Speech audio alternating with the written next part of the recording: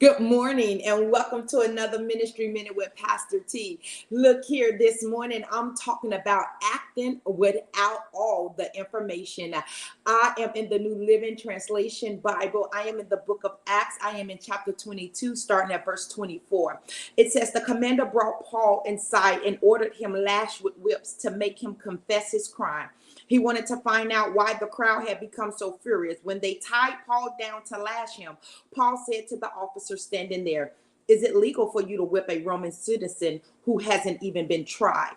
When the officer heard this, he went to the commander and asked, "So what are you doing? This man is a Roman citizen." So the commander went over and asked Paul, "Tell me, are you a Roman citizen?" "Yes, I certainly am," Paul replied. "I am too," the commander muttered, "and it costs me plenty." Paul answered, "But I am a citizen by birth." The soldiers who were about to interrogate Paul quickly withdrew when they heard that he was a Roman citizen, and the commander was frightened because he had ordered him bound and whipped. Amen. Good morning. Look here. Here we have Paul, who was a Roman citizen by birth, was about to be beaten. They wanted the truth, so they was going to beat the truth out of him. But by law, you cannot be a Roman citizen until a Roman citizen has been tried. And here it is.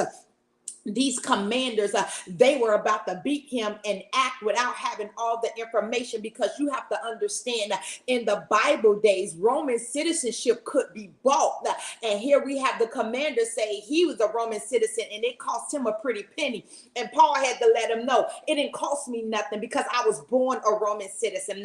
And y'all about to beat me. Is it lawful for that? And how many of us that's naming the name of Christ, we act without all the information? Somebody tell us one thing, and then we want to go and try to prophesy to them off that one piece of information, and we haven't heard the conclusion of the whole matter. The Bible lets us know we need to hear the conclusion of the whole matter before we go and try to act and do some things. And here it is. They didn't hear the conclusion of the whole matter. And when Paul spoke up, let me visualize this for you.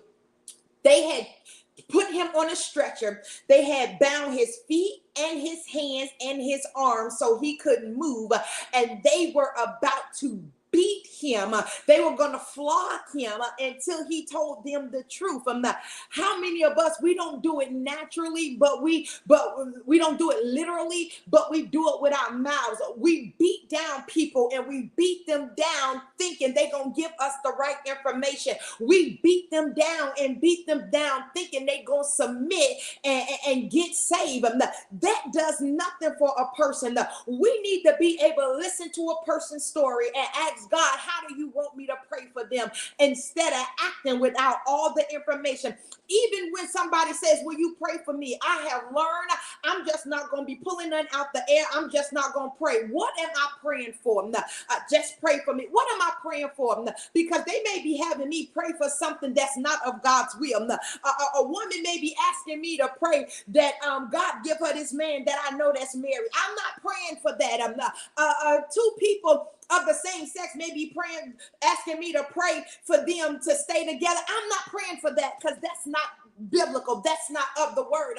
And so on today, we need to stop acting without all the information. We need to be investigative. We need to do our due diligence and get the information that we need before we act. And it wasn't until Paul spoke up and let them know who he was that they had to halt the brakes. They had to stop the press. They could not beat him. They could not flog him. They had to give him a trial. So on today, here's the conclusion of the whole matter before you start running your mouth and acting on things you have no business. Amen. God bless you. If it be the Lord's will, I'll be back on Sunday morning with a preach word. You have yourself a great day.